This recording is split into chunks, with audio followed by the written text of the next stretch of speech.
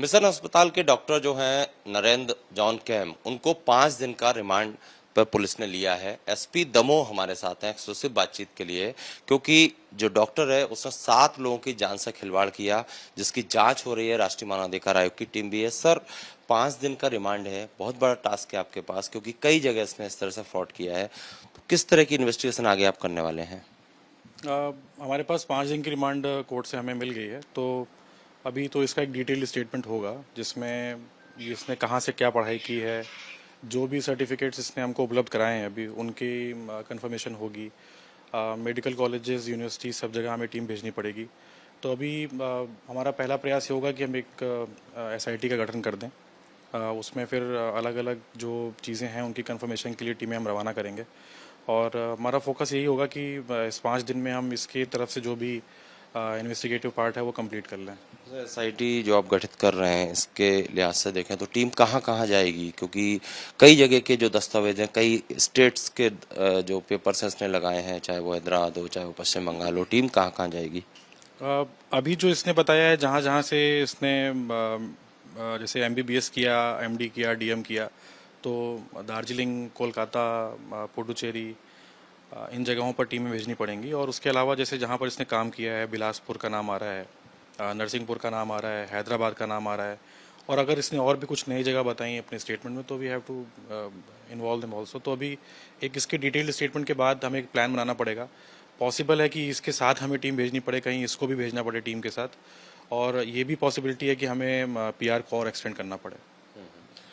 जो अब तक की पूछताछ आपकी हुई है, कल रात में अरेस्ट कर लिया था, सुबह भी इन्वेस्टिगेट किया, तो क्या लगता है कितने दस्तावेज इसके फेक पाए हैं? क्योंकि एमबीबीएस की डिग्री अगर छोड़ दें तो बाकी सबका आप दावा कर चुके कि फेक ही मिले हैं। साइन भी इवन उसने कई जगह पर फेक किए हैं।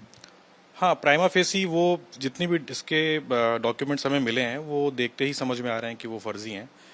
उसमें जो प्रिंटिंग मिस्टेक्स हैं, उसमें फॉन्ट्स अलग अलग हैं, रजिस्ट्रेशन नंबर नहीं है, पेपर की क्वालिटी, प्रिंटिंग क्वालिटी, कहीं लैमिनेशन आधा है, कहीं पर जो मोनोग्राम है या जो वो है वाटर मार्क है वो गड़बड़ है। तो वो देख के ही समझ में आ रहा है कि इसने पूरा फर्जीवाड़ा किया है।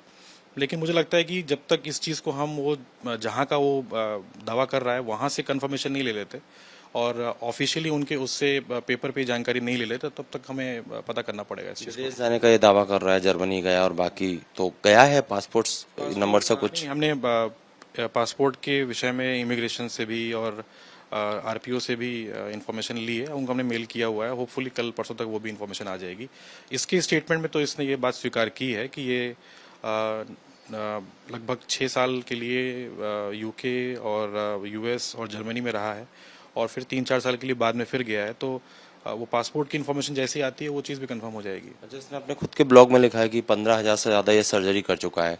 तो जांच का दायरा क्या सिर्फ दमोह तक रह जाएगा या मध्य प्रदेश और प्रदेश के बाहर तक जाएगा? क्योंकि कई और भी ऐसे लोग होंगे जिनकी मौत हुई है, संदिग्ध मौत हुई होगी इसी के ऑपरेशन की लापरवाही से। नहीं, नो डाउट कि अभी ये चीज़ अब मुझे लगता है कि दमोह के बाहर भी जिन जगहों पर ये इन्वॉल्व रहा है वो भी इन्वेस्टिगेशन का पार्ट होंगी। क्योंकि यहाँ पर जो विषय है वो मरीज़ की मृत्यु को लेकर है, वो काफ़ी गंभीर विषय है।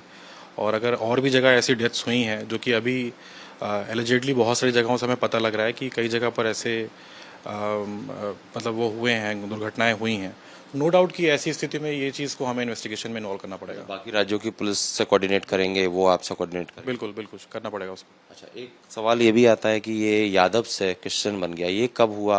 कोई डॉक्यूमेंट इससे मिले आपको? नहीं, इसने स्टेटमेंट में भी फिलहाल ये बताया है कि ये जब जर्मनी में था तो वहाँ पर ये क्रिश्चियन मिशनरीज के संपर्क में आया था, तो वहाँ से उनसे प्रभावित होके इसने अपना नाम चेंज किया है। और उसके बाद इसने ये यहाँ नोएडा आकर अपना ड्राइविंग लाइसेंस बनवाया है जिसमें इसने नाम अपना नरेंद्र जॉन कैम कर लिया है। पहले इसका नाम नरेंद्र यादव था। उसके बाद के इसके सारे डॉक्यूमेंट्स जो इसने बनवाए हैं वो उसी नाम पे बनवाता चला गया है। तो नो डाउट कि उनकी भी हमें एक बार कंफर्मेशन लेनी पड़ेगी कि जो हाई स्कूल का सर्टिफिकेट है या फिर इसका आधार कार्ड है या पैन कार्ड है उसमें कितनी भिन्नताएं हैं वो चेक करवाना एक पड़ेगा। कहानी वो ये भी बता रहा है कि डॉक्यूमेंट में नाम बदलने के लिए उसने फेक डॉक्यूमेंट बनवाए। वो अभी तो स्टेटमेंट्स चेंज कर रहा है अपने, बहुत सारी चीज़ें उसने पहले जो कुछ और बोली थी फिर बाद में कुछ और बोल रहा है। तो दैट्स अ मतलब सिंपल प्रोसीजर वो यूजुअली होता है जो ऐसे चीटिंग और फर्जी के केसेस होते हैं, उसमें स्टेटमेंट्स चेंज होते रहते हैं, बट वी हैव 5 डेज, 5 दिन का टाइम है हमारे पास, तो हम चीज़ों को क्लियर कर लेंगे 5 दिन में। एक एजेंसी जो है भोपाल की जिसके थ्रू इसकी ज्वाइनिंग की बात आ रही है, उनमें भी बयानों में कंट्रोडिक्शन आ रहा है कि एजेंसी कह रही है कि हमने सिर्फ सीवी दिया था, बाकी डॉक्यूमेंट वेरीफाई करना इनका काम था, और हॉस्पिटल प्रबंधन कुछ और कह रहा है। हाँ, दोनों अभी एजेंसी से ऑफिशियली हमारी बात नहीं हुई है। जो सीएमएचओ हैं जिनकी पहली रिपोर्ट आई थी, उनकी जांच रिपोर्ट में उस संबंध में ये बात कही गई है। पुलिस इन्वेस्टिगेशन में सीएमएचओ की बात को अभी हमने शामिल नहीं किया है, क्योंकि वो जांच भी जो थी वो मिशन हॉस्पिटल के पक्ष में या उनकी तरफ से ही थी। हमें जो इन्फॉर्मेशन लेनी है वो इस डॉक्टर की, और डॉक्टर से फिर मिशन हॉस्पिटल और फिर एजेंसी को लेनी है। तो नो डाउट कि अभी इन तीनों चीज़ों को जब हम कोलेट करेंगे तो इन्फॉर्मेशन बदल सकती है। ठीक है। एसपी दमोह साफ तौर पर खुलकर हमसे बातचीत की और कहा कि 5 दिन में काफ़ी हद तक तह तक पहुंचेंगे। कई टीमें जो हैं कई दूसरे राज्यों में रवाना की जाएंगी जिससे तथ्यों को वेरीफाई किया जा सके। कैमरामैन संजय अंकिल के साथ Satyaved Singh, Republic Media Network, Damoh.